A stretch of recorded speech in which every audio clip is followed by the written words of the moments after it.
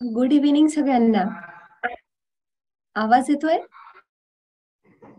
हो मॅम येतोय. Okay. Morning in class. सगळेजण मी मुद्दामून तुम्हाला लवकर जॉईन व्हायला सांगितलं. मॅडमांना मी 5 मिनिट लेट व्हायला सांगितलं. आवाज येतोय माझा? एक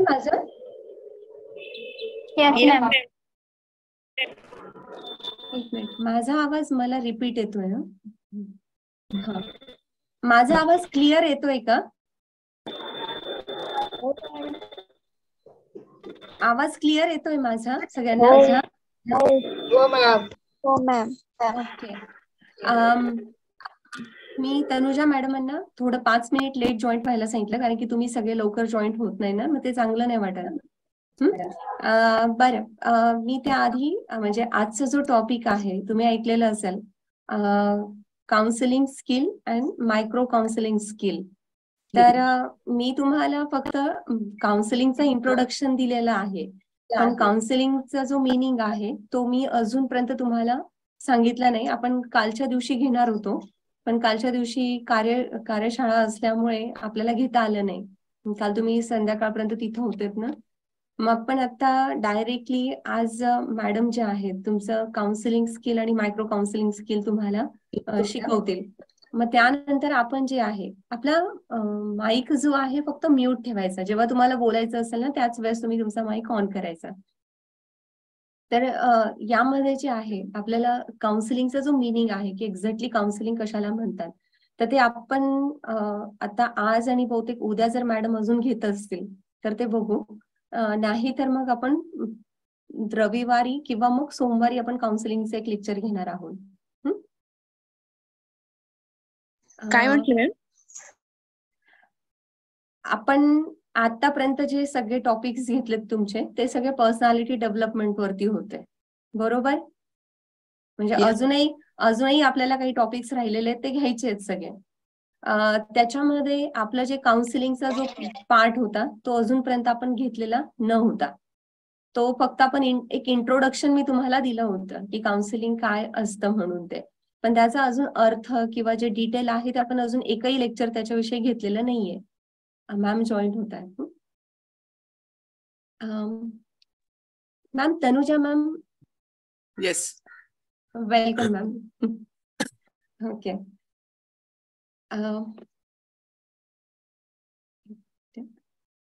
आपल्या DDSP arts science commerce college Erandol यांच्या मानसशास्त्र विभागाअंतर्गत चालवला जाणारा COCC career oriented certificate course, त्यात काउन्सिलिंग सायकोलॉजी. तर या ऑनलाईन सत्रामध्ये मी आदरणीय तनुजा खेर मॅडम यांचं स्वागत करते आणि आपल्या सर्वांचं देखील मी स्वागत करते. आपल्या आजच्या या ऑनलाईन सत्राचा जो विषय आहे तो counselling skill and micro skills. तर मॅडमांचा तर परिचय याआधी आपल्याला झालेलाच आहे. मॅम ज्या आहेत त्या टेक्नॉलॉजिकल युनिव्हर्सिटी पुणे COET मध्ये असिस्टंट प्रोफेसर तसेच सायकोलॉजिस्ट आणि काउन्सिलर म्हणून कार्यरत आहेत. तर मी आदरणीय मॅडमांना नम्र विनंती करते की आज आमच्या विद्यार्थ्यांना काउन्सिलिंग स्किल आणि मायक्रो काउन्सिलिंग स्किल विषयी मार्गदर्शन करावं. ओके. Just a minute.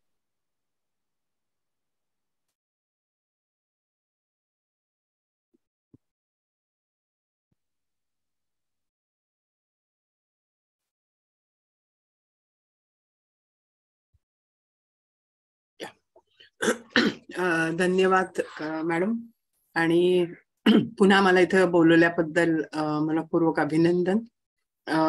मला असं वाटतं हाच ग्रुप मागच्या वेळेला पण होता आपला, the same group is there. So thank you very much for inviting me again. I am very happy. I hope you are also. कारण एकदा माहिती झालेलं असतं की कशा पद्धतीने घेतलं जातं, आणि मग त्यामुळे अशा व्यक्तीला परत बोलवलं तर आपली प्रतिक्रिया काय असं आपण जेव्हा बघत असतो तर त्या दृष्टिकोनातून म्हणून मी at least from my side I am really happy. I don't know about you but hope that you will be also happy. So आता मॅडमनी सांगितल्याप्रमाणे आपण आजचा जो काही आपला टॉपिक आहे त्याला लगेच सुरुवात करूयात. आणि काउन्सिलिंग स्किल्स आणि त्याच्यामधलं मायक्रो काउन्सिलिंग स्किल या दोन्हीचाही विचार आपण करणार आहोत. तर त्याच्यासाठी फक्त मॅडम मी शेअर करते पीपीटी आणि मग त्याच्या आधाराने सुरुवात करते. ओके. आणि I will close my video म्हणजे मग जरा प्रॉब्लेम नाही येत काही.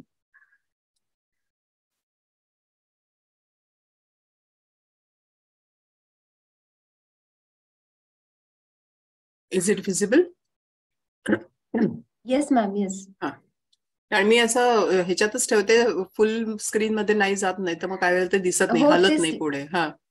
तर त्यामुळे चेंज होत नाहीत. तर त्यामुळे हेच आपण ठेवूयात. I think this is comfortable for everyone. Yes ma'am. Okay, counselling madam, थोडस मला असं विचारायचं होतं की काउन्सिलिंगचा पार्ट ह्यांचा किती झालेला आहे या मुलांचा, म्हणजे प्रक्रिया म्हणा किंवा काउन्सिलिंगच्या बद्दलचं. मॅम ऍक्च्युली थोडं मी तुम्हाला यादी आयडिया दिली होती की आपण पर्सनॅलिटी डेव्हलपमेंट आणि काउन्सिलिंग असं दोघांचं कॉम्बो केलेलं आहे. तर काउन्सिलिंगचं फार काही जास्त झालेलंच नाहीये, कारण नाही अजून वेळ मिळालाच नाही. आता घेणार होतो आणि कालही एक लेक्चर घेणार होती, पण काल काही अडचणींमुळे नाही होऊ शकलं. तर तुम्ही थोडं ब्रीफ मध्ये त्यांना सांगू शकता. चालेल, ठीक आहे. म्हणूनच फक्त म्हणजे मग काही वेळेला कसं होतं की माहिती असेल तर रिपिटेशन नको, अशा अर्थानेच मी विचारलं. आणि अजून एक सेकंड थिंग अशी आहे मॅम की हे जे सगळे स्टुडंट आहेत, मे बी प्रोफेशनली पुढे सायकोलॉजीमध्ये स्पेशलायझेशन करतील, पण यांना खास करून त्यांच्या स्वतः पर्सनली आणि जे कुठेही जे जॉब करतील किंवा रिलेशनशिप मध्ये ही काउन्सिलिंग त्यांना कशी हेल्पफुल असू शकते किंवा हे स्किल त्यांना कसे हेल्पफुल असू शकतात, या आस्पेक्टने आपल्याला घ्यायचं आहे. अगदी बरोबर आहे. म्हणजे मी थोडंसं मनातनं ओळखल्यासारखं, कारण काय म्हणजे पुढची जर स्लाइड तुम्ही पाहिली तर it is for the same, so तुम्हाला ते लगेच लक्षात येईलच. Thank you very much ma'am for providing me the information. Counselling म्हटल्यानंतर तुमच्या मनात काय येतं मुलांना, म्हणजे जे काही तुम्ही आतापर्यंत अनुभवलं असेल, भले तुम्ही वर्गात अगदी प्रॉपर शिकला नाहीये, पण काउन्सिलिंग हा शब्द तर माहितीये सगळ्यांना, आजकाल खूप वापरला जातो, हो का नाही? हो. आणि मग काय तुमची त्याच्याबद्दलची भावना काय, कल्पना काय आहे? तुम्हाला काय वाटतं, काय आहे काउन्सिलिंग? काउन्सिलिंग विषयी तुमचं मत सांगायचं आहे. किंवा तुम्ही कधी समुपदेशन ज्याला मराठीमध्ये म्हटलं जातं, किंवा तुम्ही कधी कोणाला करताना पाहिलंय, किंवा तुम्ही स्वतः घेतलंय, किंवा तुम्ही कोणाला केलंय, भले तुम्ही अगदी ट्रेनिंग नाही घेतलंय, पण एखाद्याला तुम्ही म्हणता की मी काउन्सिलिंग केलं, असं काही केलंय, तर कोणाने असा काही अनुभव आहे का तुमचा? Do you have any idea about counselling? Ma'am बोलू? हो, बोल ना, बोल. एखादा फ्रेंड जर म्हणजे डिसअपॉइंट झालेला असेल किंवा त्याला घरचं काही स्ट्रेस असेल, तर केलंय एखाद्या गोष्टीमध्ये सजेशन. Okay, good. तर इथं काय आलं शब्द? सजेशन आला. ओके, की तुम्ही काहीतरी त्याला सजेस्ट करता किंवा त्याला काहीतरी डायरेक्ट सांगता की असं अशा पद्धतीने वा किंवा वागू नको, अँड सो ऑन. सो मित्रमैत्रिणींनो, काउन्सिलिंग ही जी काही कन्सेप्ट आहे ती आजच्या काळामध्ये खूप कॉमनली वापरली जाते. म्हणजे तुम्ही रोजच्या जीवनात बघाल तर अनेक क्षेत्रामध्ये ते काउन्सिलिंग हा शब्द खूप कॉमन आहे. आपण इथे आज जे बघणार आहोत ते सायकोलॉजिकल काउन्सिलिंग बघणार आहोत.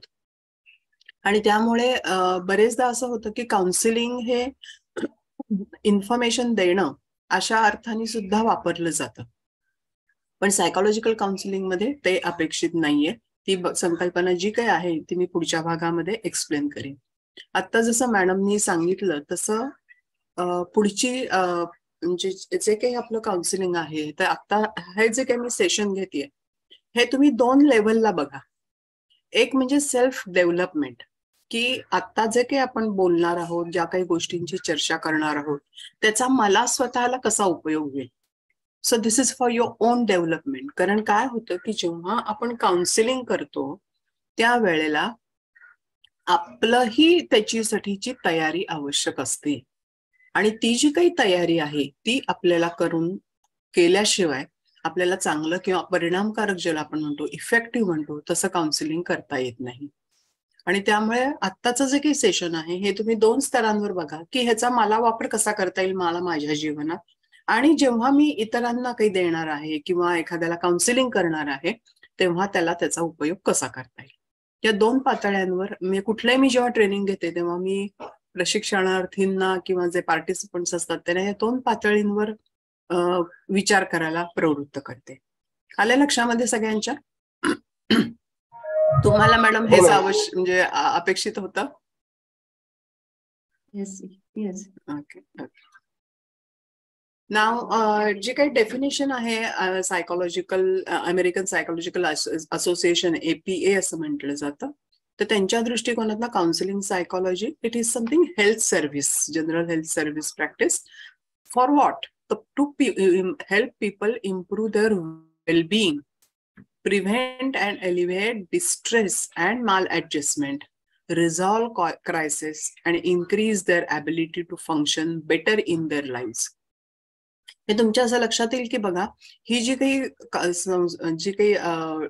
डेफिनेशन आहे किंवा व्याख्या आपण मराठीमध्ये म्हणतो तर ती सर्वसमावेशक आहे. आणि मग ती कशा पद्धतीने सर्वसमावेशक आहे ते आपण थोडंसं पुढच्या भागामध्ये पाहूयात. त्याच्यापूर्वी एक मला आपल्याला सांगावंसं वाटतं की ते म्हणजे आपण काउन्सिलिंग अशी म्हटलं तसं की ते दोन्ही पद्धतीने वापरलं जातं की एक माहिती देणं किंवा गायडन्स. आणि कोणीतरी विचारतं की आज मला काहीतरी माहिती हवी आणि मग आपण म्हणतो की हो मी आज त्याचं काउन्सिलिंग केलं. तर काउन्सिलिंग आणि गायडन्स मध्ये नेमका फरक काय आहे? तर गायडन्स जो काही आहे ज्याला आपण मार्गदर्शन म्हणूयात आणि काउन्सिलिंगला समुपदेशन. तर गायडन्स हा कंटिन्युअस आणि ही जनरल प्रोसेस आहे. म्हणजे बघा की 10वी मध्ये गेल्यानंतर 10वीचा अभ्यास, मी आपल्याला थोडंसं बोर्डाची परीक्षा म्हणून थोडीशी भीती घातलेली असते 10वी 12वी, आणि मग आपण 10वी नंतर काय करायचं, 10वीची परीक्षा कशी द्यायची किंवा 12वीची परीक्षा कशी द्यायची, 12वी नंतर काय काय ओपनिंग्स आहेत, असं जेव्हा तुम्ही एखाद्या व्यक्तीकडनं माहिती घेता दॅट इज अ गायडन्स. आणि तो गायडन्स हा जवळजवळ प्रत्येकाला आवश्यक असतो, कारण प्रत्येकाच्या जीवनामध्ये असे वेगवेगळे टप्पे येत असतात. नॉट नेसेसरी की प्रत्येक जण तेवढं माहिती पूर्ण असेलच किंवा त्याला ती सगळी तेवढी ॲबिलिटी असेल. आणि त्यामुळे त्या विषयातल्या तज्ज्ञ व्यक्तीकडनं, अनुभवी व्यक्तीकडनं हे काही वेळेला जे आपल्याला मार्गदर्शन मिळतं किंवा काही वेळेला तुम्ही सिनियर्स म्हणता की आम्हाला सिनियर्सने असं सांगितलं, तर त्यांच्याकडनंही आपल्याला अशा पद्धतीने माहिती मिळत असते आणि त्यामुळे आपल्याला पुढे जायला एक प्रकारची दिशा मिळते. त्यामुळे दिस इज अ गायडन्स. आणि त्याच्यामध्ये महत्वाचा जो काही त्याचा हेतू असतो तो आहे इन्फॉर्मेशन देणं. काही वेळा तुम्ही पण 12वी नंतर बघा की आता मी पुढे काय करू असं जेव्हा कुठल्या तरी टीचरकडे किंवा कोणाकडे तरी गेला असाल तर तेव्हा तुम्हाला वेगवेगळ्या प्रकारची माहिती दिली गेली की हे कोर्सेस आहेत, अशा पद्धतीने तुम्ही केलं तर त्याचा पुढे फायदा होणार आहे वगैरे वगैरे. So this is a main purpose is to give information. आणि ही कशी आहे तर लाईफ लॉंग प्रोसेस आहे. म्हणजे काय आहे तर आपण ज्या वेळेला आपलं जसं वय वाढतं, टप्पे बदलतात जीवनाचे, तसं प्रत्येक टप्प्यावर आपल्याला अशा गायडन्सची गरज असते. म्हणजे बघा आता मी जसं 10वी 12वी सांगितलं, म्हणजे आपल्याला जसं शैक्षणिक मार्गदर्शन हवं असतं तसं व्यावसायिकही लागतं की एकदा तुमची डिग्री पूर्ण झाल्यानंतर कुठल्या नक्की क्षेत्रात मी जाऊ असा जेव्हा तुम्हाला प्रश्न पडतो तर त्यावेळेला काय होत असतं की आपल्याला कुठल्या तरी प्रकारची मदत हवी असते. त्याच्यानंतर जेव्हा तुम्ही ठरवता की आता माझं नोकरी झालेली आहे, मला आता जीवनामध्ये किंवा कौटुंबिक जीवन मला आता माझं सुरू करायचं आहे, मग त्यावेळेला प्री मॅरिटल ज्याला आपण म्हणतो किंवा मॅरिटल लाईफ आहे त्या संदर्भात काहीतरी आपल्याला माहिती. मग आता तर खरोखर असे काही शास्त्रीय कोर्सेस आहेत की ज्यामध्ये तुम्हाला प्री मॅरिटल किंवा आफ्टर मॅरेज कशा पद्धतीने खरंच चांगल्या पद्धतीने समायोजन करावं याबाबतची माहिती दिली जाते. किंवा पेरेंटिंग करताना कशा पद्धतीने इफेक्टिव्हली पेरेंटिंग करावं. असं तुमच्या असं लक्षात येईल की वेगवेगळ्या टप्प्यांवर प्रत्येकाला माहितीची गरज असते. किंवा अगदी निवृत्त होताना की निवृत्त झाल्यावर काय करायचं. मागे मला असं आठवतं की जवळजवळ 15 वर्षापूर्वी जेव्हा काही लोकांना काही आर्थिक मंदीमुळे VRS घ्यायला लागली. म्हणजे VRS नॉट म्हणजे सांगितलं VRS म्हणजे ज्याला आपण व्हॉलंटरी रिटायरमेंट स्कीम म्हणतो, पण it was something compulsory CRS, कारण त्या लोकांना कमी केलं होतं. पण ते कामावरनं काढलं असं म्हणण्यापेक्षा त्यांना VRS द्यायला सांगितलं.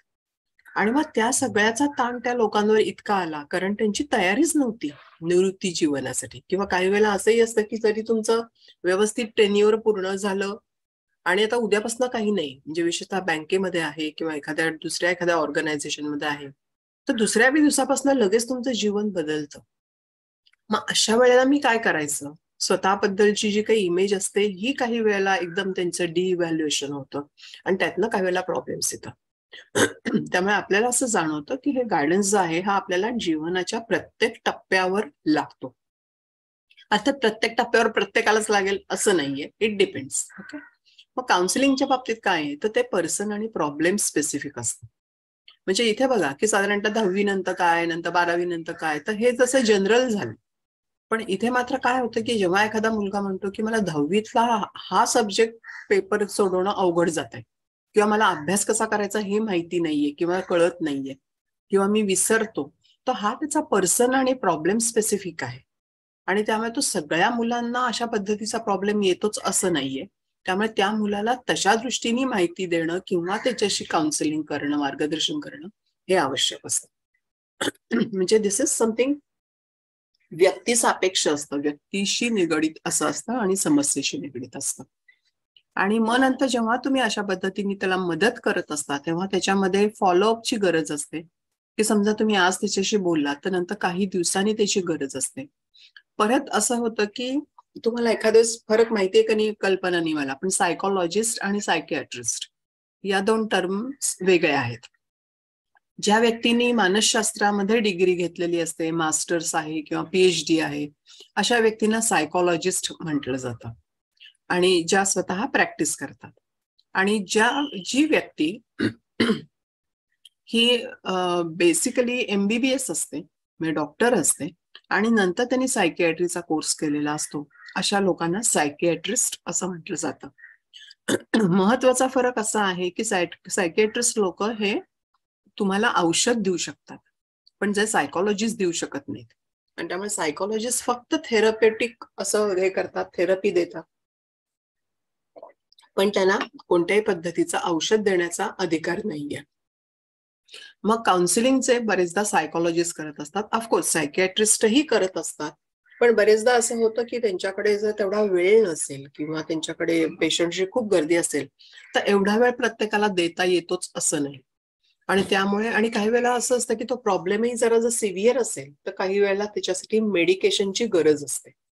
त्यामुळे मग सायकियाट्रिस्ट लोक हे बघतात की त्या व्यक्तीला मेडिकेशनची काही गरज आहे का, काही औषधं टेम्पररी देण्याची गरज आहे का. मग ती व्यक्ती एकदम डिप्रेशन मध्ये गेलीये किंवा खूपच लोनली फील करतेय किंवा खूप सतत डाऊन राहतेय, तर अशा वेळेला तिला थोडंसं ऍक्टिव्हेट करणं किंवा काही वेळेला एकदम व्यक्ती खूप हायपर होत असेल तर तिला थोडंसं काम डाऊन करणं. तर यासाठी ज्या काही औषधांची सोय आहे तर तीही औषधं काही वेळेला सुचवली जातात आणि प्लस त्या व्यक्तीबरोबर काउन्सिलिंगचे सेशन्स घेतले जातात. त्यामुळे हा दोन्हीतला फरक तुम्हाला माहिती असणं अत्यंत आवश्यक आहे. आणि मग त्याचा उद्देश काय असतो तर जो क्लायंट आहे, म्हणजे आपण जेव्हा काउन्सिलिंग म्हणतो तर काउन्सिलर म्हणजे जो समुपदेशन करणारा आहे, समुपदेशक, आणि क्लायंट म्हणजे शुभार्थी किंवा लाभार्थी असं त्याला मराठीत म्हणतात, की ज्याला काउन्सिलिंगची गरज आहे. मग आपलं काउन्सिलरचा हेतू काय असतो तर तो जो क्लायंट आहे त्याला सेल्फ रिलायंट बनवणं, म्हणजे त्याला तो स्वतःच्या हिमतीवर त्यांनी समजा परत जर कधी असा प्रॉब्लेम आला आयुष्यामध्ये तो त्यांनी स्वतः तो हँडल करता आला पाहिजे. तो कायम दुसऱ्यावर अवलंबून नाही राहता कामा. अदरवाईज काही वेळेला कसं होतं बघा की आता मी खूप चांगल्या पद्धतीचं काउन्सिलिंग करते आणि त्यामुळे कोणीतरी माझ्याकडे आलं काउन्सिलिंगसाठी, त्याला खूप फायदा झाला आणि मग तो सांगतो की हा मॅडम तुमच्या काउन्सिलिंगमुळे मला आता खूप छान वाटतंय वगैरे. काही वर्षानंतर समजा किंवा काही दिवसांनी परत जर प्रॉब्लेम आला तर परत तो माझ्याकडे येतो. त्यावेळी माझा इगो सुखावतो की हा चला बघा माझ्यामुळे केवढा त्याला फायदा झाला होता, आज परत तो माझ्याकडे आला. पण ऍक्च्युली काय अपेक्षित आहे की त्यांना जे काही स्किल तुम्ही शिकवली आहेत तुमच्या काउन्सिलिंग सेशन्स मध्ये ती त्यांनी वापरावीत.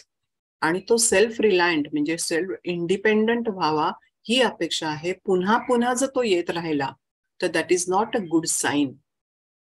त्यामुळे हेही लक्षात ठेवणं आवश्यक आहे आणि त्यामुळे काउन्सिलिंग कुठेतरी थांबवण्याचीही गरज असते, हे लक्षात ठेवा. अदरवाईज मग त्या व्यक्तीच्या विकासामध्ये अडथळे येतात आणि ती व्यक्ती सतत त्या व्यक्तीवर किंवा सायकोलॉजिस्ट किंवा सायकियाट्रिस्टवर अवलंबून राहते. समजतंय का हे? लक्षात आलंय दोन्हीतला फरक? सगळ्यांना रिस्पॉन्स द्यायचा आहे मॅमला. हो मॅम. समजतंय ना सगळ्यांना? Yes, thank you. मग आता मगाशी आपण जी व्याख्या पाहिली ना त्याच्या आधारे बघा की एकूण काउन्सिलिंगचे 3 भाग किंवा त्याच्यामध्ये 3 अप्रोचेस आहेत. एक म्हणजे काहीतरी समस्या निर्माण झाली, मग असे जसं कोणीतरी म्हटलं की माझ्या मित्राला किंवा मैत्रिणीला काही प्रॉब्लेम आला आणि मी त्याला सजेशन दिलं. सो काहीतरी तिथे क्युअर किंवा ट्रीटमेंट असते, काहीतरी तुम्ही त्याला थेरपी देता. So this is related to cure part. आणि बेसिकली काय होतं की काउन्सिलिंग म्हणजे फक्त काहीतरी प्रॉब्लेम आल्यानंतरच, सायकोलॉजिकल किंवा मानसिक प्रॉब्लेम आल्यानंतरच सायकोलॉजिस्टकडे जायचं असतं, असं एक आपल्याकडे आपल्या समाजामध्ये धारणा आहे. आणि त्यामुळे काय होतं की एक प्रकारे सायकोलॉजिस्टकडे गेलाय असं म्हटलं कीच कुठेतरी त्याला इनहिबिशन्स असतात किंवा त्याला आपण एक स्टिग्मा म्हणतो की त्याच्याकडे कशाला जायचं आणि किंवा त्या व्यक्तीकडे आपण जातो हे लपवायचं, अशा पद्धतीचं काही वेळेला असतं. दुसरं असतं की preventive to maintain mental health. आता सगळ्यांना आपण कोविडचा सगळ्यांनी अनुभव घेतला किंवा वेगवेगळ्या साथी आपल्याला माहिती आहेत, तर लहानपणापासून आपण अनेक प्रकारचे लस घेतलेल्या असतात. कशासाठी? तर पुढे किंवा भावी काळामध्ये तशा पद्धतीचा आजार होऊ नये म्हणून. म्हणजे this is what we are doing prevention, की अमकं होऊ नये म्हणून. किंवा त्यामुळे आपण सगळ्यांनी कोविडची जे काही लस घेतलेली आहे ते यासाठीच घेतलंय की ज्यामुळे आपल्याला परत कुणाला त्या त्रासाला सामोरं जावं लागू नये. मग त्यामुळे मग प्रिव्हेंटिव्ह, त्यामुळे मानसशास्त्रामध्ये किंवा काउन्सिलिंगमध्ये पण अशा पद्धतीच्या काही गोष्टी केल्या जातात की ज्यामुळे तुमची मेंटल हेल्थ चांगली राहील. मग त्यामध्ये काही वेळेस स्ट्रेस मॅनेजमेंटची टेक्निक कोणती असतात किंवा अँगरवर नियंत्रण कसं मिळवायचं, रागावर कसं नियंत्रण मिळवायचं, अशासारख्या अनेक गोष्टी सांगितल्या जातात की ज्यामुळे you can maintain your mental health. आणि तिसरं सगळ्यात महत्वाचं म्हणजे to strengthen skills and qualities of the person. हे सगळ्यात महत्वाचं आहे. मी आता मगाशी मॅडमनी जी ओळख करून दिली की मी COEP टेक्नॉलॉजिकल युनिव्हर्सिटीमध्ये काम करते तिथे. मग तिथे बरेचदा म्हणजे जेव्हा सायकोलॉजीच्या प्रोफेसर आल्यात वर्गात म्हटल्यानंतर मुलांचा दृष्टिकोन असाच असायचा की हा मॅडम म्हणजे आम्हाला असं काय सायकोलॉजी आम्हाला कशाला ठेवलंय, आम्ही इंजिनिअरिंगची मुलं आहोत, आम्हाला काय त्याचा उपयोग आहे वगैरे. मग त्यांना सांगितलं की हे बघा की आम्हाला जे काही अपॉइंट केलं गेलंय ते तुम्हाला सगळ्यांना प्रॉब्लेम्स आहेत म्हणून नाही केले, तर तुमच्या प्रत्येकामध्ये काहीतरी चांगलं स्किल आहे, चांगल्या क्वालिटीज आहेत, त्या चॅनलाइज कशा करायच्या, त्याचा उपयोग कसा करून घ्यायचा, यासाठीचं जे काही मार्गदर्शन आहे ते आपण या वर्गाच्या द्वारे किंवा या तासांच्या द्वारे करून घेणार. आणि मग खरोखर असं म्हणजे स्वतःचं कौतुक असं नाही, पण त्या मुलांना तो इतका सब्जेक्ट आवडायला लागला की पुढे ज्या वेळेला आमचा एखादा असा ऑप्शनल सब्जेक्ट असायचा रिलेटेड टू सायकोलॉजी, हमखास ती मुलं घेताना दिसायची किंवा त्या विषयाला गर्दी करायची. सो सांगण्याचा हेतू असा आहे की या 3ही गोष्टींचा समावेश हा काउन्सिलिंगमध्ये होऊ शकतो. अर्थात नॉट नेसेसरी की दरवेळेला या 3ही गोष्टी असतील, तर त्याची जी गरज आहे, म्हणजे जेव्हा एखादी व्यक्ती तुमच्याकडे येते की मला असा असा प्रॉब्लेम आहे, मी आता काय करू, त्यावेळेला तुम्ही तिथे क्युअर वापरत असता. पण काही वेळेला एखाद्या व्यक्तीच्या लक्षात येतं की आता मला 10वी मध्ये माझा मुलगा जाणार आहे आणि त्याच्यावर कोणताही स्ट्रेस नकोय किंवा मलाही घरातलं वातावरण आनंदी ठेवायचंय, तर त्यावेळेला ती जी व्यक्ती काही काळजी घेते that is a preventive one. आणि डेव्हलपमेंटल म्हणजे की बाबा अभ्यास कसा करायचा, मेमरी स्किल्स कशी वाढवायची किंवा रोजच्या जीवनातले जे काही आपले मेंटल हेल्थच्या रिलेटेड गोष्टी आहेत त्यांच्या कशा गोष्टी डेव्हलप करायच्या, मोटिवेशन स्वतःची कशी मेंटेन करायची, या सगळ्याचा विचार हा डेव्हलपमेंटमध्ये केला जातो. आणि त्यामुळे बरेचदा आजच्या काळामध्ये किंवा आजही आपला मेन हेतू हाच आहे की तुम्हाला कोणाला प्रॉब्लेम आहे म्हणून आपण काउन्सिलिंग शिकत नाही आहोत, तर तुमच्यामध्ये जे as a person, as a व्यक्ती तुमच्यामध्ये जे काही स्किल्स आहेत त्या स्किल्स आणि ज्या काउन्सिलिंगसाठी लागणाऱ्या स्किल्स आहेत त्या तुम्हाला कशा डेव्हलप करता येतील तुमच्या प्रत्येकामध्ये काही ना काहीतरी चांगले गुण आहेत, काहीतरी स्किल आहे. मग काउन्सिलिंगला कोणती स्किल लागतात ते आपण नंतर पाहणारच आहोत. मग त्यापैकी कोणती स्किल ऑलरेडी माझ्यामध्ये आहेत त्याचा तुम्ही विचार करा, आणि कोणती स्किल अजून तुम्ही चांगल्या पद्धतीने डेव्हलप केली तर मी अतिशय परिणामकारकपणे काउन्सिलिंग करीन, याचा विचार तुम्ही करणं अपेक्षित आहे. आला इथपर्यंत मुद्दा लक्षात? हे अप्रोचेस लक्षात आलेत का? Yes ma'am. ठीक आहे. मग आता मगाशी जसं आपण म्हटलं की आधी आपण स्वतःपासून सुरुवात करूयात. सो काय काय अपेक्षित असतं, तर कोणत्याही क्षेत्रात तुम्ही उद्या जा, काउन्सिलिंगच्या क्षेत्रात राहा नाही तर आणि कुठल्या क्षेत्रात राहा, सगळ्यात महत्वाचं असतं म्हणजे you have to understand your strength and abilities, की माझ्याकडे कोणत्या अशी बलस्थानं आहेत, कोणत्या स्ट्रेंथ आहेत, पॉझिटिव्ह गोष्टी आहेत की ज्याच्या आधारे मी एखादी गोष्ट अचीव करू शकेन. आणि त्यामुळे तुम्ही चांगली बुद्धिमत्ता आहे किंवा तुमच्याकडे एखादी कला आहे, चांगल्या पद्धतीने रिलेशनशिप डेव्हलप करण्याची एक क्षमता आहे, एखाद्याकडे गणितिक क्षमता चांगली आहे. तुम्ही पाहू शकता स्वतःला. एकच एक क्षमता नसते आपल्या, तर आपल्या ज्या काही वेगवेगळ्या क्षमता आहेत त्यांचा आपण कशा पद्धतीने वापर करायचा, त्यांना कसं वाढवायचं याचा विचार, त्याला पर्सनल अवेअरनेस असं म्हटलं जातं. त्याचबरोबर प्रत्येकामध्ये काहीतरी विकनेस किंवा लिमिटेशन्स असतात. म्हणजे बघा, काही वेळेला एखादी व्यक्ती म्हणते की नाही, मला ना कुठलंही काम करायला एकट्याला भीतीच वाटते, मला कायम कोणीतरी बरोबर लागतं.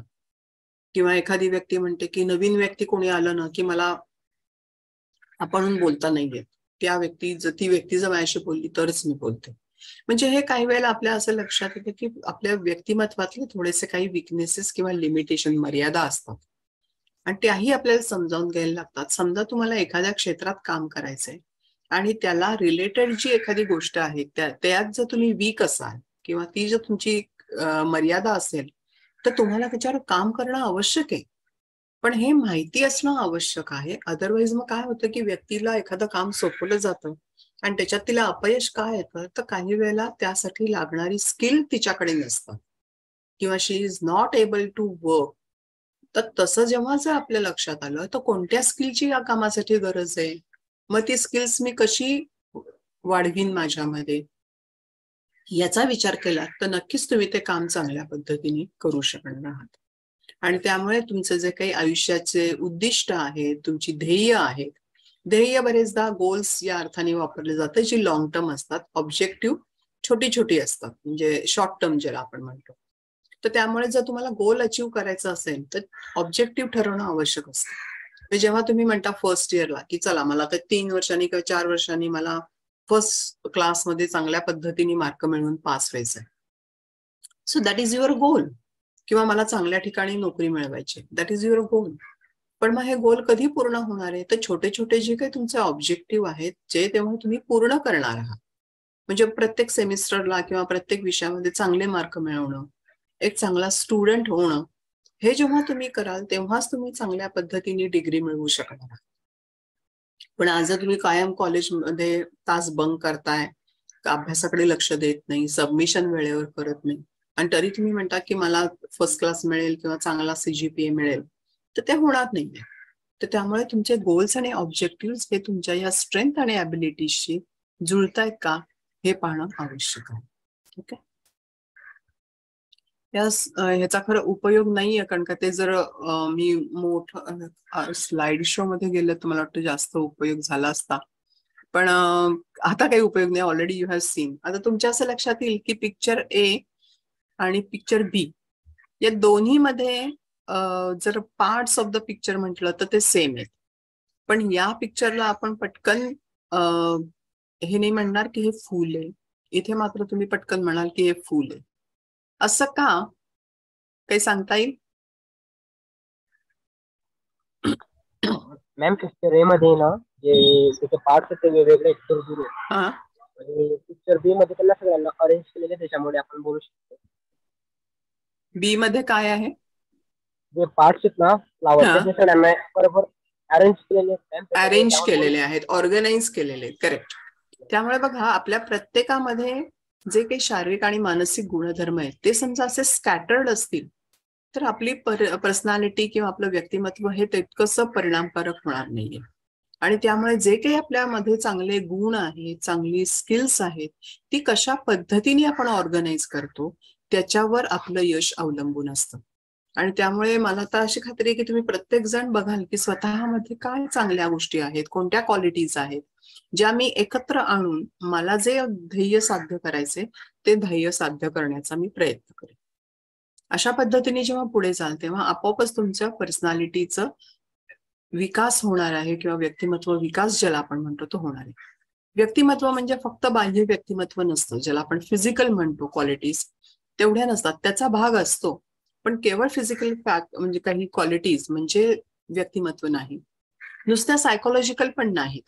तर सायकोलॉजिकल आणि फिजिओलॉजिकल या दोन्हीचंही योग्य पद्धतीने ऑर्गनायझेशन होणं आणि त्याचा अतिशय चांगल्या पद्धतीने उपयोग करणं, ते डायनॅमिक असतं, म्हणजे सतत ते बदलत राहतं. कारण आपण वेगवेगळ्या गोष्टी नवीन नवीन शिकत असतो, वेगवेगळे अनुभव घेत असतो आणि त्याच्यामुळे तुमच्या असं लक्षात येईल बघा की आपलं व्यक्तिमत्व अधिकाधिक प्रगल्भ होत जातं. हे जे काही प्रगल्भ होणं आहे हे आपल्याला कशामुळे शक्य होतं, तर ज्या वेळेला आपल्याला त्याची एक प्रकारची जाणीव होते आणि आपण पुढे जात असतो. आलं लक्षामध्ये? त्यामुळे व्यक्तिमत्वाचा विकास हा अशा पद्धतीने करणं अपेक्षित आहे. आता बघा, जेव्हा आपण व्यक्तिमत्व म्हणतो तर तेव्हा आपल्याला व्यक्तिमत्व, एखादी व्यक्ती कशी आहे हे कशावरनं आपण ओळखतो, तर बिहेवियरवरनं ओळखतो. ओके, की त्या व्यक्तीची वागणूक कशी आहे. पण जेव्हा आपण एखादं वागणूक किंवा वर्तन असं म्हणतो तेव्हा त्याचे 3 आस्पेक्ट्स असतात: कॉग्निशन, इमोशन आणि ऍक्शन. तर याचा अर्थ काय होतो, तर कॉग्निशन म्हणजे ज्याला आपण एक थॉट्स म्हणतो, इमोशन्स म्हणजे आपल्या भावना आणि ऍक्शन म्हणजे कृती. एक तुम्हाला गोष्ट ऐकायला आवडेल का या संदर्भात? कारण जेव्हा जेव्हा मी हा भाग शिकवते तेव्हा मी हमखास ही गोष्ट सांगते आणि मला अतिशय ती गोष्ट प्रिय आहे. एक म्हणजे तुम्हाला सगळ्यांना स्वामी विवेकानंदांचं नाव माहितीच असेल. तर तुम्हाला सगळ्यांना ही गोष्ट माहिती असेल की स्वामी विवेकानंद हे शिकागोला धर्म परिषदेमध्ये गेले आणि तिथे त्यांनी माझ्या बंधूंना आणि भगिनींना हे 2 शब्द फक्त पहिल्यांदा म्हटले आणि त्यांनी सगळी सभा जिंकली. माहिती आहे ही गोष्ट सगळ्यांना? तर मी जी आता तुम्हाला गोष्ट सांगणार आहे ती याच्या आधीची आहे. ज्या वेळेला ठरलं असं की स्वामीजींनी परदेशामध्ये जावं आणि आपलं भारतीय तत्वज्ञान जे काही आहे, हिंदूंचं तत्वज्ञान जे आहे ते जगापुढे मांडावं आणि यासाठी ही जी धर्म परिषद होती त्याच्यामध्ये त्यांनी भाग घ्यावा आणि म्हणून अनेक लोकांनी, इव्हन काही परदेशी लोकांनीही प्रयत्न केले आणि त्याच्यामुळे स्वामींना तिथे जायला मिळालं. मग तिथे जेव्हा जायचं होतं तेव्हा स्वामीजींच्या जीवनातली ही अत्यंत महत्वाची घटना होती. कल्पना करा की साधारणतः 100-1 वर्षापूर्वीचा हा जो काही काळ आहे त्यावेळेला अमेरिकेसारख्या ठिकाणी जाणं हे तितकंसं सोपं नव्हतं. पण अशा ठिकाणी कलकत्ता किंवा त्या भागात तिथे राहिलेले किंवा नंतर त्यांनी सगळं भारत भ्रमण केलं, तर भारतामधून अमेरिकेला जाणं, तिथे काही काळ राहणं, आपल्या भारतीय संस्कृतीचा ठसा उमटवणं हे काही असं साधं काम नव्हतं. आणि त्यामुळे जेव्हा स्वामीजींचं जायचं ठरत होतं तेव्हा ते शारदा मातांकडे आले. शारदा माता म्हणजे स्वामी परमहंस किंवा परमहंस रामकृष्ण यांच्या पत्नी. आणि त्यावेळेला रामकृष्ण परमहंस नव्हते आणि त्यामुळे गुरुमाता म्हणून ते शारदा मातांकडेच पाहायचे. गुरु इतकाच त्यांनाही मान ते द्यायचे. तर जेव्हा असं ठरलं की स्वामीजींना तिकडे जायची संधी मिळणार आहे तेव्हा ते माताजींकडे गेले आणि माताजींना सांगितलं की माते, मला असं जायची संधी मिळते, तिथे मी भारतीय संस्कृतीचं एक महत्व लोकांना पटवून देईन, विदेशातले लोक, अनेक प्रतिनिधी तिथे येणार आहेत, त्या सगळ्यांच्या समोर मला हे असं मांडायची संधी मिळणार आहे, तर हे काम अतिशय महत्वाचं आहे, तर त्याच्यासाठी मला तुझे आशीर्वाद हवे, असं म्हणून त्यांनी माताजींना नमस्कार केला.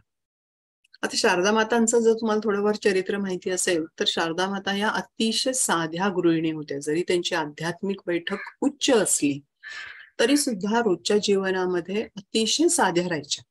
रोजचं स्वयंपाक पाणी वगैरे रोजचं त्यांचं त्या स्वतः करायच्या. तर जेव्हा नरेंद्र म्हणजे स्वामी विवेकानंद, त्यांचं पहिलं नाव नरेंद्र एखाद्यास माहिती असेल, ते त्या शारदा माता त्याला नरेन म्हणूनच हाक मारायच्या. तर जेव्हा शारदा माता नरेंद्र किंवा विवेकानंद तिथे आले, त्यावेळेला शारदा माता स्वयंपाकघरामध्ये भाजी निवडत होत्या, पालेभाजी निवडत बसल्या होत्या, अशा जमिनीवरच बसल्या होत्या. आणि विवेकानंद तिथे उभे होते. मग ते आले, त्यांनी त्यांना नमस्कार केला, सांगितलं. आणि एरवी शारदा माता साधं जरी कुणी बाहेरची व्यक्ती आली, त्यांनी नमस्कार केल्यावर अगदी तोंड भरून आशीर्वाद द्यायच्या. त्यांना खूप लोकांच्या बद्दल आत्मीयता, कळकळ वाटायची. आज आता नरेंद्र म्हणजे त्यांचा अतिशय आवडता शिष्य, तो पाया पडतो आहे आणि अशा कामासाठी जायची परवानगी मागतोय, त्यावेळेला त्या स्त्रीने तोंडातनं एकही शब्द काढला नाही. आणि विवेकानंदांना खूप आश्चर्य वाटलं. पण मातेला, गुरुमातेला उलटून कसं विचारायचं, आणि त्यामुळे ते गप्प बसले. शारदा मातांचा काही मूड बिघडलाय का काय असं त्यांना शंका आली, तर त्या इतर खूप चांगल्या गप्पा मारत होत्या, बाकीच्यांची चौकशी करत होत्या, त्यांच्या प्रगतीबद्दल चौकशी करत होत्या. त्यामुळे त्यांना काहीच कळेल. ते बोलत असताना तिकडे त्यांचं भाजी निवडणं चालूच होतं. भाजी निवडून झाल्यावर त्यांना भाजी चिरायची होती. विवेकानंद शेजारीच उभे होते. तिथेच वरच्या बाजूला तिथे सुरी होती. मग त्या स्वतः उठून ती सुरी घेण्यापेक्षा त्यांनी विवेकानंदांना सांगितलं, अरे नरेन, तू उभा आहेस तिथे, शेजारी सुरी आहे, ती मला दे, म्हणजे मला उठायला नको. विवेकानंदांनी सुरी त्यांच्या हातात दिल्याबरोबर त्या म्हणल्या, जा बाळा, माझे आशीर्वाद तुझ्या पाठीशी आहेत, यशस्वी होऊन परत ये. आता विवेकानंद पुन्हा बुचकळ्यात पडले की मगाशी नमस्कार केला, महत्व सांगितलं आणि परवानगी मागितली, आशीर्वाद मागितला, तेव्हा दिला नाही, आणि आता हातात फक्त सुरी दिल्यावर ही बाई म्हणते की जा यशस्वी होऊन परत ये, म्हणजे काय? त्यावेळेला शारदा मातांनी त्यांना सांगितलं, बघा, मी तुम्हाला या तिन्ही मधलं सांगते की ह्याच्यात कशा पद्धतीची हार्मनी किंवा त्याच्यामध्ये एक प्रकारचा एकतानता पाहिजे, एकात्मता पाहिजे, त्यासाठी मी ही गोष्ट सांगते. शारदा मातांनी त्यांना सांगितलं की अरे, तू भारतीय संस्कृतीचं महत्व परदेशातल्या लोकांना पटवून द्यायला चाललायस. भारतीय संस्कृतीचं पहिलं तत्व आहे अहिंसा, नॉन व्हायलन्स. ज्या वेळेला तू सुरी माझ्या हातात दिलीस, त्यावेळेला त्या सुरीचं ब्लेड तुझ्या हातात होतं, पण त्याचं जे हँडल आहे तू माझ्याकडे केलं होतंस, ज्यामुळे मला किंवा दुसऱ्या कोणालाही इजा होऊ नये. ही जी तुझी वृत्ती आहे ती केवळ तुला फक्त तुझ्या विचारांमध्येच आहे किंवा भावनांमध्ये नाहीये, तर ती तुझ्या कृतीमध्ये पण आहे. या तिन्हीचाही बॅलन्स असल्यामुळे तू एक आदर्श आहेस, आणि त्यामुळे बाळा जा, माझे तुला आशीर्वाद येत. आले लक्षात? आपण जे बोलतो, आपण जो विचार करतो, ज्या भावना व्यक्त करतो आणि आपण जे वागतो, याच्यामध्ये कितपत एकतानता असते, कितपत सारखेपणा असतो, स्वतःलाच विचारून बघा.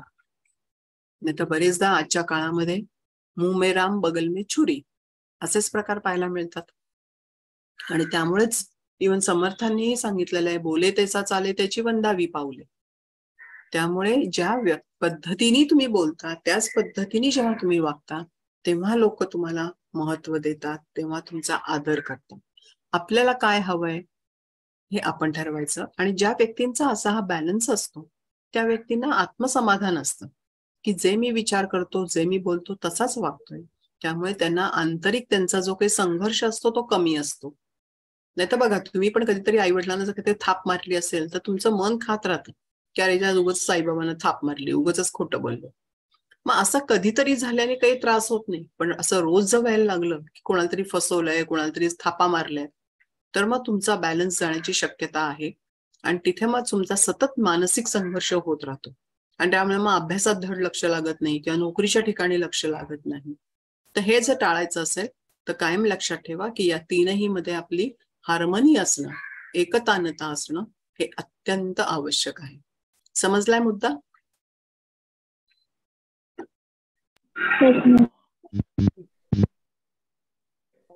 बाकीचे रिस्पॉन्स नाही देते. मॅडम विचारतायत, कळालं सगळ्यांना? Yes ma'am. Yes ma'am. हो मॅम. हो मॅम. रिप्लाय द्यायचा. हो मॅम. थँक्यू. आणि त्यामुळे आजपासून आता तुम्ही पुस्तकं वाचता, पण किंवा इतरांनाही बघता, पण आता काय करायचंय, आपण आपल्यालाच पाहायला लागायचंय, आपल्याला वाचायला सुरुवात करायची. म्हणजे मग इतरांशी समजावून घेणं, इतरांना समजावून घेणं पण आपल्याला सोपं जातं. So start reading your self. हे चित्रच खूप बोलकं आहे, हो ना, मला जास्त काही एक्सप्लेन करायची गरज नाहीये. So you have to read your own. आणि त्यामुळे जेव्हा तुम्हाला स्वतःच्या पर्सनॅलिटीची डेव्हलपमेंट करायची, तेव्हा काय काय करणं आवश्यक आहे, तर पॉझिटिव्ह थॉट. की सुरुवातच आपली दिवसाची ही पॉझिटिव्ह थॉटनी होणं आवश्यक आहे. त्यांच्या कॉलेजमधल्या मुलांना मी नेहमी उदाहरण देते, कारण काय होतं, तुम्ही मोटिवेशनल स्पीचेस ऐकता आणि मग त्याच्यात थिंक पॉझिटिव्हली वगैरे असं म्हटलं जातं, पण म्हणजे नक्की काय करायचं असा काही वेळेला प्रश्न पडतो. तर त्याच्यासाठी पॉझिटिव्ह थॉट्स याचा अर्थ असा होतो की समजा सकाळी जेव्हा उठतो आहोत त्यावेळेला पहिला थॉट कोणता येतो. समजा तुम्ही अशाच विचाराने उठलात की काय ना, आज कॉलेजमध्ये कशाला जायचं, 2-3च लेक्चर आहेत, त्यातलं पहिलं लेक्चर ना मला खूप बोर होतो, दुसऱ्या लेक्चरला काही कळतच नाही, मग तिसरं एकच लेक्चर आहे त्याच्यासाठी मी कशाला जाऊ, जाऊ दे, नाहीच जायचं. सो काय झालं की तुमचा जो काही थॉट होता त्यामुळे तुमची इमोशनही नकारात्मक झाली, त्यामुळे तुमची कृती जी आहे ती तुम्ही तशीच केलीत की कॉलेज बुडवलं. मग असं एकदा केल्यानंतर असं वाटतं की जाऊ दे, काल पण मी कॉलेजला नाही गेलो, आज कशाला जाऊ. मग ती काही वेळेला सवय बनते आणि मग काही वेळेला तुम्हाला टीचर्स असा रिमार्क देतात की का रे तू सारख्या दांड्या का मारत असतोस, किंवा तू इररेग्युलर का आहेस, म्हणजे लगेच तुम्हाला लेबल लागलं बघा की इररेग्युलर आहे, पंक्च्युअल नाहीये, अशा पद्धतीने. तर मग आपल्याला नक्की कशा पद्धतीने लोकांनी ओळखावं हे आधी ठरवावं, की मला लोकांनी प्रामाणिक म्हणून ओळखावं, अतिशय चांगला विद्यार्थी म्हणून ओळखावं, काय नक्की तुम्हाला काय काय अपेक्षित आहे, आणि मग त्याप्रमाणे माझं वर्तन होतंय का, माझ्याकडनं तशी ऍक्शन होते का. आणि एकदा तुम्ही तशी ऍक्शन घेतल्यानंतर ते परत परत होतं, कारण तुम्हाला ते अचीव्ह करायचं असतं. मग ती तुमची हॅबिट बनते, तुम्हाला मग वेगळ्या पद्धतीने करायला लागत नाही, काही त्रास मुद्दाम घ्यायला लागत नाही. तुम्हाला लक्षात येतं की अरेच्या आज माझं आता लेक्चर आहे, मला ही अटेंड करायची आहे, तेव्हा मग आपोआप लवकर जाग येते आणि मी माझ्या कॉलेजच्या साठी तयार होतो. आणि ते तुमचं एक वैशिष्ट्य होतं तुमच्या व्यक्तिमत्वाचं, आणि अशा पद्धतीने तुमची पर्सनॅलिटी ही डेव्हलप होते. त्यामुळे तुम्हाला काय हवं आहे हे आधी ठरवा, मग त्याप्रमाणे तुम्ही एक एक पायरी चढत जाणार आणि मग इथे टॉपला जाणार. एकदम एका दिवसात कोणाचंही पर्सनॅलिटी डेव्हलपमेंट होत नाही, हे लक्षात ठेवा. Is that clear? आले लक्षात? Yes ma'am. Yes ma'am. कोणाला इथपर्यंतच्या काही भागावर प्रश्न विचारायचा आहे का, काही शंका आहे का? पुढचं सांगू? Yes ma'am. Yes ma'am. खूप अवघडलंही नाही वाटत आहे, कारण तुम्ही वेगवेगळ्या ब्रांचचे आहात, त्यामुळे ओके. आता ज्या वेळेला मगाशी मी सांगितलं तसं की काउन्सिलिंग मध्ये काही वेळेला 2 प्रकार असतात. एक म्हणजे डायरेक्टिव्ह असतं आणि दुसरं असतं ते काही वेळेला सेल्फ अनालिसिस. ते थोडीशी स्लाइड म्हणजे ती मला वाटतं नंतर आली की काउन्सिलिंगच्या 2 प्रकारच्या स्टाईल असतात रफली, म्हणजे अजूनही त्याच्यात काही प्रकार येतील, पण सर्वसाधारणपणे म्हटलं तर डायरेक्टिव्ह. मी मगाशी जसं तिने सांगितलं की मी सजेशन देईन माझ्या मित्राला, तो काही प्रॉब्लेम घेऊन आला तर, म्हणजे इथं तुम्ही काहीतरी त्याला दिशा देता, काहीतरी सूचना करता की अरे तू असं नको वागू, असं वाग वगैरे. So this is something directive. आणि काही वेळेला मग त्या व्यक्तीला सेल्फ अनालिसिस करायला, स्वविश्लेषण करायला उद्युक्त केलं जातं. कारण काही वेळेला व्यक्ती काय करत असते की ती इतरांनाच दोष देत असते किंवा स्वतःचं कसं बरोबर आहे हेच सांगण्याचा प्रयत्न करत असते. मग अशा वेळेला तिला परिस्थितीचं किंवा स्वतःबद्दलचं विश्लेषण करण्याची जी काही दृष्टी आहे ती देणं आवश्यक असतं. तर ती पण काउन्सिलिंग मधनं दिली जाते. ज्या वेळेला प्रॉब्लेम्स खूप सोपे असतात किंवा फारसे गंभीर नसतात, तेव्हा काही वेळेला सजेस्टिव्ह किंवा डायरेक्टिव्ह असं वापरलं जातं. काही वेळेला ती व्यक्ती थोडीशी भांबावलेली असते, गोंधळलेली असते की नक्की काय करावं कळत नाही. मग अशा वेळेला तिला जर समजावून सांगितलं किंवा तिला सगळे पर्याय तिच्या समोर ठेवून सांगितलं की अशा अशा पद्धतीने तू जर गेलीस तर तुला फायदा होईल. आणि एक लक्षात घ्या, काउन्सिलिंग हा कधीही नुसता उपदेश नसतो, हे महत्वाचं आहे. काउन्सिलर काय करत असतो तर तो तुमच्या समोर सगळी वास्तव किंवा रिअलिस्टिक परिस्थिती ठेवतो आणि त्यातनं तुम्हाला योग्य काय आहे हे सांगतो, पण असं वागाच असं तो कधी तुम्हाला आग्रह करत नाही. हा त्यातला महत्वाचा भाग असतो. त्यामुळे पूर्णपणे जो काही निर्णय घेणार आहे ती व्यक्ती स्वतःच्या जबाबदारीवर घेत असते आणि तसंच अपेक्षित असते. इथे लक्षात फक्त एक की अगदी जेव्हा गंभीर समस्या असते त्यावेळेला काही इलाज नसतो, तो जसं सांगेल तसं वागावं लागतं. पण रोजच्या जीवनामधल्या ज्या काही समस्या आहेत त्यामध्ये मात्र व्यक्तीने सेल्फ अनालिसिस करावं असं जास्त करून प्रयत्न केला जातो. आता ज्या वेळेला आपण काउन्सिलिंग करतो तेव्हा सगळ्यात महत्वाचं असतं म्हणजे रॅपोर्ट एस्टॅब्लिशमेंट. जेव्हा बघा एखादी व्यक्ती तुमच्याकडे काहीतरी समस्या घेऊन येते तर त्यावेळेला आपल्याला त्या व्यक्तीच्या म्हणजे त्या व्यक्तीला मनात विश्वास निर्माण झाला पाहिजे की माझी जी काही समस्या आहे ती मी या व्यक्तीशी बोलू शकते. कारण काय होतं की त्या व्यक्तीला पूर्णपणे माहिती नसतं की आपण कोण आहोत, किंवा पहिल्यांदाच तुम्ही काउन्सिलरला ती व्यक्ती समजा जर भेटत असेल तर त्यावेळेला त्या व्यक्तीच्या लक्ष कसं बोलावं असा प्रश्न पडलेला असतो. कारण तुम्ही समजा तुम्ही काउन्सिलर आहात तर नवीन येणारा माणसाच्या दृष्टीने तुम्ही तिराहीत असता. मग आपल्या मनातली गोष्ट एकदम तिराहीत व्यक्तीशी कसं बोलायचं असं कुठेतरी एक प्रकारचा स्टिग्मा असतो. मग त्यावेळेला तुम्हाला त्या व्यक्तीला विश्वासात घ्यावं लागतं, तिच्याशी चांगल्या पद्धतीने एक प्रकारचा रॅपो एस्टॅब्लिश म्हणजे चांगला सुसंवाद साधायला लागतो की ज्यामुळे ती व्यक्ती थोडीशी रिलॅक्स होईल, जे काही मनातलं आहे ती सांगू शकेल आणि तिला ॲश्युरन्स राहील की बाबा मी जे काही सांगते हे कुठेही बाहेर जाणार नाही, ते फक्त आमच्या दोघांच्या मध्येच राहील, असा विश्वास तिला द्यावा लागतो. या सगळ्याला रॅपोर्ट एस्टॅब्लिशमेंट असं म्हटलं जातं.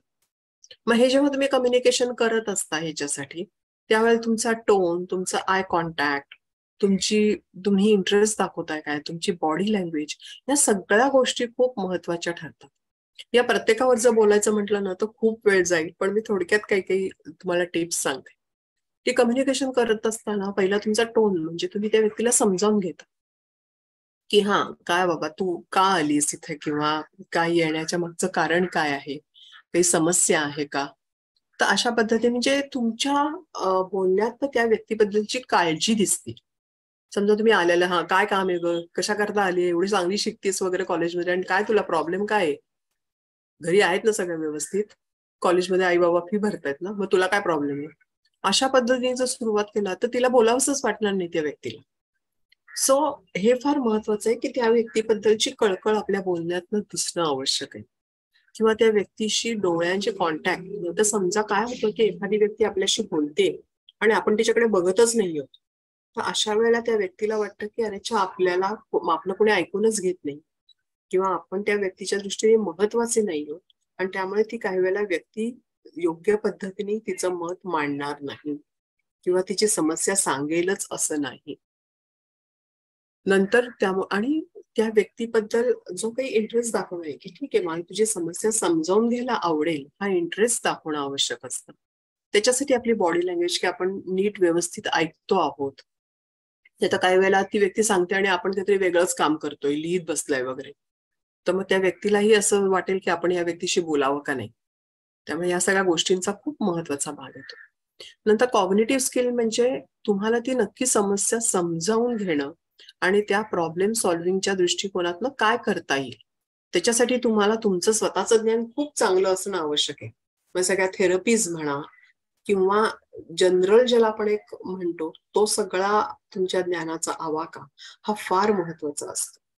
आणि summarize analysis to get at the appropriate conclusion, की ती व्यक्ती, कारण काय होतं ना की ही व्यक्ती खूप काही वेळेला ताणाखाली असते आणि त्यामुळे ती काही वेळेला तुटक सांगत असते, सलग सांगेलच असं नाही.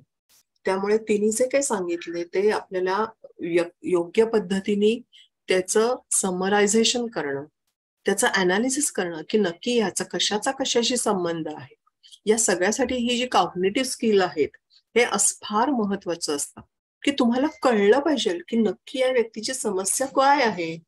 नाहीतर ती काही वेळेला तिच्या लक्षणांच्या बाबत बोलत असते, पण काही वेळेला रूट कॉज वेगळंच असतं.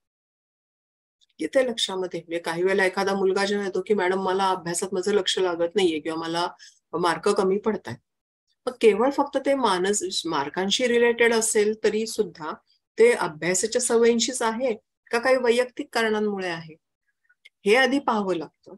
नाही तर नुसतंच तुम्ही म्हटलात की हा मार्क कमी पडतायत का, ठीक आहे तू अशा पद्धतीने अभ्यास कर, म्हणजे पुढच्या वेळा मार्क चांगले पडतील. पण अभ्यास करताना त्याचं मनच अभ्यासामध्ये नाहीये, ते का नाही लागत आहे हे आधी पाहायला पाहिजे ना. जर ते त्या समस्येतनं तो बाहेर आला तरच तो लक्ष देऊ शकणार आहे. तर हे आपल्याला म्हणजे आपण केवळ लक्षणांना बरं करायचं नाहीये, बरोबर त्याला मलमपट्टी नाही करायची, तर त्याच्या रूट कॉज मध्ये जाणं आवश्यक असतं. आणि त्याच्यासाठी हे स्किल बाळगणं म्हणजे असणं आवश्यक आहे. आता ज्या वेळेला तुम्ही काउन्सिलिंग करता तेव्हा ते 3 टप्प्यांमध्ये होऊ शकतं. एक म्हणजे पर्सनल 1 to 1, म्हणजे एखादी व्यक्ती तुमच्याकडे येते आणि त्या व्यक्तीसाठी तुम्ही काउन्सिलिंग करत असता. काही वेळेला इंटरपर्सनल असतं, म्हणजे 2 व्यक्तीतल्या संबंधांबद्दल, की नवरा बायको आहेत, बहीण भाऊ आहेत, सासू सून आहे, आई मुलगी आहे, अनेक असे वेगवेगळी नाती आहेत, किंवा कामाच्या ठिकाणी बॉस आणि कर्मचारी आहे, किंवा कलिग्ज आणि कर्मचारी आहे. तर अशा वेळेला जेव्हा तुम्हाला काही अडचण असते अशा आंतरवैयक्तिक संबंधांमध्ये, त्या ठिकाणी तुम्हाला काम करावं लागतं. आणि काही वेळेला ग्रुपमध्ये, कारण काही वेळेला असं होतं की एखादा ग्रुप असा असतो की त्यांच्या काही कॉमन समस्या असतात, किंवा आता मगाशी जसं म्हटलं तसं की एखाद्या वर्गातली मुलं, मग त्यांना स्वतःला कसं डेव्हलप करता येईल यासाठी सगळ्यांना मिळून एकत्र त्या सगळ्यांचा विचार करावा लागतो. अशा पद्धतीचं ग्रुप काउन्सिलिंग पण करावं लागत असतं. मग याच्यामध्ये आपल्याला लिस्निंग स्किल डेव्हलप करायला लागतं. लिस्निंग स्किल म्हणजे काय, तर त्या नक्की व्यक्तीचा नक्की प्रॉब्लेम काय आहे हे ऐकूनच जर आपण घेतलं नाही तर अडचणी निर्माण होतात. म्हणजे काही वेळेला ती दुसरी जी व्यक्ती, क्लायंट जो आलेला असतो, त्याला जर असं वाटलं की अरे हा काउन्सिलर माझं काही ऐकूनच घेत नाही, तर तो पुढच्या वेळेला तुमच्याकडे येणारच नाही, किंवा ती मीटिंग जी काही पहिली आहे ती सुद्धा तो व्यवस्थित पार नाही पाडणार. तर आपल्याला तसं नाही करायचंय. त्यामुळे त्या व्यक्तीला काय म्हणायचंय हे फार माहिती करणं आवश्यक आहे. ती जेव्हा बोलत असते तेव्हा ती काही विशिष्ट शब्दांवर जोर देते का, एखाद्या विशिष्ट व्यक्तीबद्दल जेव्हा बोलते तेव्हा तिचा चेहरा बदलतोय का, आवाजामध्ये काही वेळा जोरदारपणा किंवा अतिशय हळुवारपणा. काही वेळेला बघा ना, ती व्यक्ती ना मला समोर आली असं ती एकदम म्हणते, किंवा काय म्हणते नाही पण माझी आई ना अतिशय साधी आहे. म्हणजे लगेच आपल्याला त्याच्या बोलण्यातला जो काही चढ उतार आहे, तिची एक प्रकारची फेशियल एक्सप्रेशन, या सगळ्यांवरनं त्या व्यक्तीचा दृष्टिकोन विशिष्ट एखाद्या गोष्टीबद्दल किंवा व्यक्तीबद्दल आपल्याला लक्षात येतो. आणि हे सगळं बारकाईने आपल्याला पाहावं लागतं. केवळ ती व्यक्ती सांगते त्याच्यावरच फक्त विश्वास ठेवून जर तुम्ही तिला काहीतरी ट्रीटमेंट द्यायचा प्रयत्न केला किंवा थेरपी सांगायचा प्रयत्न केला तर तो 100% बरोबर असेलच असं नाही. त्यासाठी बॉडी लँग्वेज, त्या व्यक्तीला ऑब्झर्व करणं, छोट्या छोट्या गोष्टी टिपणं. म्हणजे काय वेळेला बघा काही व्यक्ती इतक्या अस्वस्थ असतात की सतत काहीतरी हाताचे चाळे किंवा पाय हलवत राहतात, तर काहीतरी विशिष्ट हात डोक्यावरनं फिरवणं किंवा काहीतरी कानात हात घालणं, असं सतत पुन्हा पुन्हा करत असतात. म्हणजे त्यांचा जो काही एक प्रकारचा अस्वस्थता आहे ती ह्या कुठल्या तरी हालचालीतनं दिसत असते. मग हे आपल्याला कुठेतरी त्याची नोंद घेणं आवश्यक असतं आणि त्याच्या आधारे आपल्या त्या व्यक्तीला प्रश्न योग्य पद्धतीने विचारून तिच्याकडनं सगळं काढून घ्यायला लागतं. आणि त्याच्यासाठी मग आपल्याला खूप पेशन्स ठेवावा लागतो, काम मॅनर मध्ये काम करावं लागतं. नंतर ability to cope with emotional situations. काही वेळेला असं होतं की एखादी व्यक्ती खूप एकदम इमोशनली एकदम उद्रेक होतो तिच्या भावनांचा, म्हणजे ती सांगतानाच एकदम जोरात रडायला लागते किंवा खूप राग व्यक्त करते किंवा इतकी गप्प बसते की एकदम तिला काही डिप्रेशन मध्ये गेल्यासारखं, की काही बोलतच नाही.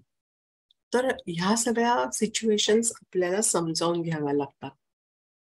तिच्या मागची भूमिका काय आहे ती समजावून घ्यायला लागते आणि त्याप्रमाणे मग आपल्या त्या व्यक्तींना सांगावं लागतं.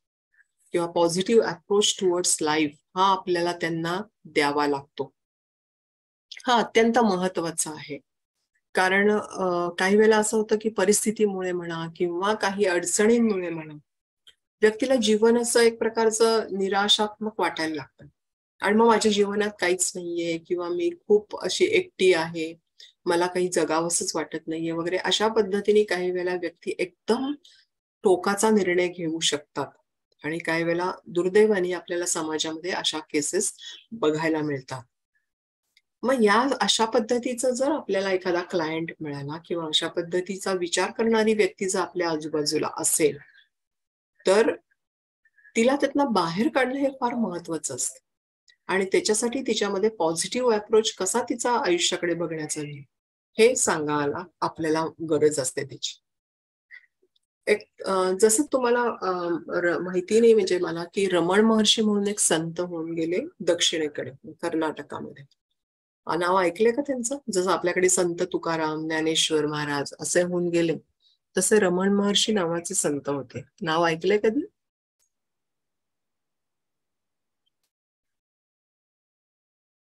नाही. ठीक आहे. तर कर्नाटकामध्ये ते राहायचे आणि अतिशय साध्या पद्धतीने राहायचे. त्यांचा असा एका गावाच्या बाहेर आश्रम होता आणि त्या आश्रमामध्ये त्यांच्याबरोबर काही शिष्य राहायचे आणि ते गावातल्या लोकांना मदत करायचे. की कोणाची काही अडचण असेल, गावाचा विकास करायचा असेल तर त्याचं त्यांना सगळ्यांना आध्यात्मिक किंवा वैयक्तिक पातळीवर असं त्यांना सगळ्यांना मदत करायचे. एक दिवस ते असेच त्यांच्या आश्रमामध्ये पत्रावळ्या लावत बसले. तुम्हाला सगळ्यांना पत्रावळ्या माहिती असतील हो का नाही? माहितीच सगळ्यांना पत्रावळ्या. तर ते अतिशय स्किलफुल काम असतं की त्याचे टाके घालून ते पत्रावळी कुठेही फाटता कामा नाही आणि अतिशय चांगल्या पद्धतीने ते स्किलचं काम आहे, कौशल्याचं काम आहे.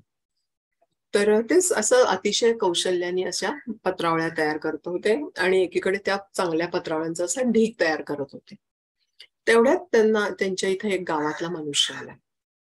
त्याला त्या ओळखत होते. त्याच्या चेहऱ्यावरनच कळत होतं की तो अतिशय त्रासलेला आहे, अतिशय चिंताग्रस्त आहे. आणि तो आला, त्यांनी रमण महर्षींना नमस्कार केला कारण तो त्यांना मानायचा आणि बाजूला उभा राहिला. तर त्यांनी त्याला विचारलं काय रे आज इकडे कसं काय आला? कारण की तो गावातली काही कामं करून तिथे पैसे मिळवायचा आणि त्याची गुजराण करत असायचा. त्यामुळे तू आश्रमात कशा काय आलास असं त्यांनी विचारलं. तर तो आधी काहीच बोलला नाही. त्याने परत त्याला विचारलं की काय रे तू असा चिंताग्रस्त दिसतोयस, काय झालं? तो पटकन म्हणला की महाराज खरं सांगू का, मी जीवनाला कंटाळलो. रोज काहीतरी नवीन अडचणी, रोज काहीतरी नवीन नवीन समस्यांनी माझं जीवन ग्रस्त होत आहे आणि त्यामुळे मला असं वाटतं की आता आपण जगूच नाहीये आणि त्यामुळे मी ठरवलं की आता जीव द्यायचा. पण त्याच्यापूर्वी मला असं वाटलं की तुमच्यासारख्या महात्म्यांचं काहीतरी सेवा करावी आणि म्हणून माझी तुम्हाला एक विनंती आहे की तुम्ही मला काहीतरी काम सांगा, मी ते काम करीन आणि मग जाऊन मी जीव देईन. मला अजिबात जगायची इच्छा नाहीये.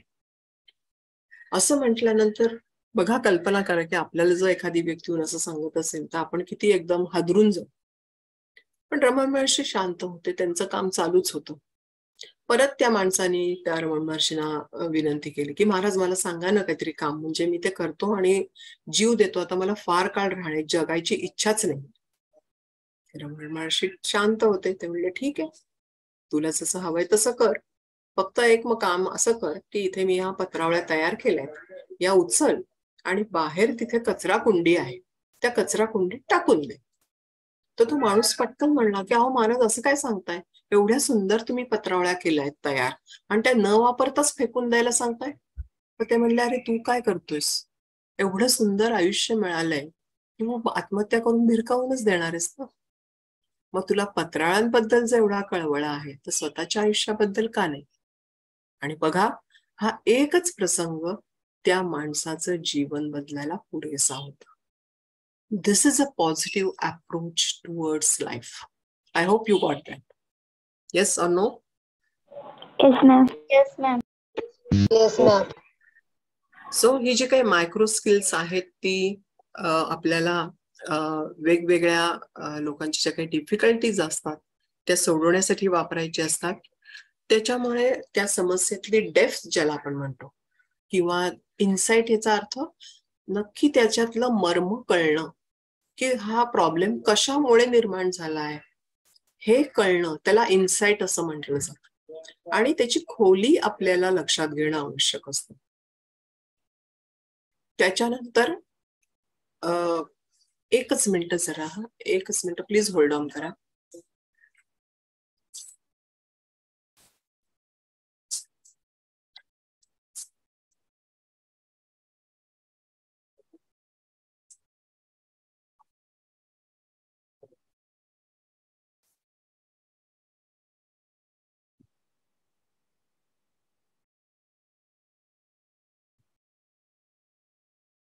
सॉरी.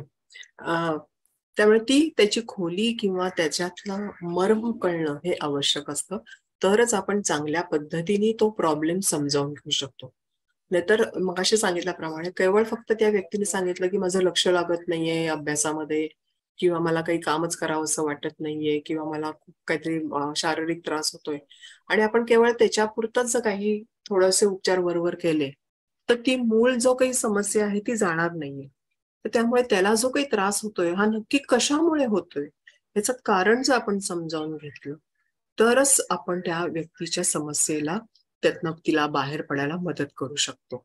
आणि त्याच्यासाठी मग नक्की आपल्याला समस्या समजलीये का याच्यासाठी पॅराफ्रेझिंग किंवा समरायझिंग करणं आवश्यक असतं. म्हणजे जेव्हा ती व्यक्ती बोलून मोकळी होते तेव्हा आपण तिला विचारू शकतो, म्हणजे तुला असं म्हणायचंय का, किंवा तुला अशा पद्धतीने हे सगळं अपेक्षित आहे का, असं जेव्हा तुम्ही त्याला विचारता तेव्हा ते त्याला हो किंवा नाही म्हणते. म्हणजे आपल्याला कळतं की त्या व्यक्तीला नक्की असंच म्हणायचंय ना, का आपला काहीतरी समज चुकीचा झालाय किंवा आपण नीट ऐकलं नाहीये, असं काही वेळेला होऊ शकतं. त्याच्यासाठी आपण थोडक्यात ती समस्या की बाबा असं असं तू असं म्हणतोयस किंवा म्हणती आहेस आणि त्यामुळे मला असा त्याचा अर्थ असा प्राप्त झालाय आणि त्यामुळे आपल्याला अशा पद्धतीने काम करायचंय, हे बरोबर आहे का, असं जेव्हा काउन्सिलर विचारतो तेव्हा ती ज्याला उत्तर देते आणि मग त्याप्रमाणे केलं जातं.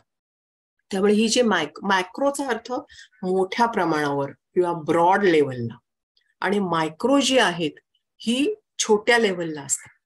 म्हणजे जेव्हा तुम्ही रॅपोर्ट एस्टॅब्लिश करता, त्या व्यक्तीचं ऐकून घेता, म्हणजे त्या व्यक्तीला बोलायला लावता, समराईज करता, ही मोठ्या प्रमाणावरची झाली. पण ते करण्यासाठी तुम्हाला लिसनिंग करावं लागतं. त्या व्यक्तीचं मगाशी सांगितल्याप्रमाणे हावभाव बघायला लागतात. ती खूप मध्ये काही पॉज घेते का, म्हणजे काही वेळेला बघा व्यक्तीला इतका त्रास झालेला असतो की ती सांगायला सुरुवात करते आणि मग पुढे तिला बोलवतच नाही, किंवा गप्प बसते, किंवा कुठेतरी एकदम अशी शून्यात नजर लावून बसते. हा जो काही भाग आहे हा आपल्याला समजावून घ्यायला लागतो. किंवा एम्पथी हा शब्द तुम्ही ऐकलाय की नाही मला कल्पना नाहीये. सिम्पथी म्हणजे सहानुभूती, पण एम्पथीचा अर्थ असा होतो की त्या व्यक्तीच्या भूमिकेमध्ये जाऊन शिरणं किंवा त्या व्यक्तीला समजावून घेणं आणि त्याप्रमाणे त्या व्यक्तीला मग योग्य पद्धतीने रिस्पॉन्स देणं किंवा प्रश्न विचारणं किंवा स्वतःची मतं मांडणं हे काउन्सिलर करू शकतो. त्यामुळे ज्या वेळेला आपल्याला काउन्सिलिंग करायचंय त्यावेळेला ही इतपत मिनिमम तयारी, किमान तयारी आपल्याला करणं आवश्यक असतं. त्यामुळे ही मायक्रो स्किल घ्या किंवा मायक्रो स्किल घ्या, या सगळ्याची आपल्याला तयारी करणं आणि जो आपल्याकडे क्लायंट येणार आहे त्याच्या संबंधी एक प्रकारची काळजी आपल्याला जाणवणं हे त्याच्यात महत्वाचं असतं. पण एक त्याच्याबरोबर काळजी घ्यायला लागते की जेव्हा आपण त्या व्यक्तीच्या समस्येचं कारण समजावून घेत असतो तेव्हा त्या व्यक्तीच्या दुःखाबरोबर किंवा तिच्या त्या कारणांबरोबर आपल्याला वाहत जायचं नसतं काउन्सिलरला. नाही तर कल्पना करा की रोज 2-3 अशा जर क्लायंट येत असतील, त्या प्रत्येकाचा काहीतरी खूप सिरियस प्रॉब्लेम असतील, तर त्याचा परिणाम त्या काउन्सिलरवर झाला तर त्याच्या जीवनात काही प्रॉब्लेम्स निर्माण होऊ शकतात. त्यामुळे काउन्सिलरचा हा एक महत्वाचा भाग असतो की तुम्ही त्या व्यक्तीची भूमिका समजावून घेता पण तिच्यापासून तटस्थ राहता. त्या व्यक्तीच्या दुःख वैयक्तिक गोष्टींबरोबर वाहत जात नाही. हे अत्यंत महत्वाचं, ज्याला आपण एक थंब रूल म्हणूया तसा काउन्सिलिंग मध्ये करावा लागतो, तरच तुम्ही यशस्वी होऊ शकता किंवा परिणामकारक काउन्सिलिंग करू शकता. सो मला आज जो काही विषय दिला होता तो मी इथेच थांबवते. तुम्ही सगळ्यांनी शांतपणे ऐकून घेतल्याबद्दल मनपूर्वक धन्यवाद. तुम्हाला जर काही प्रश्न विचारायचे असतील तर जरूर विचारा. I hope this is something helpful to you and thank you very much. Thank you ma'am, thank you. कोणाला काही प्रश्न विचारायचे आहेत?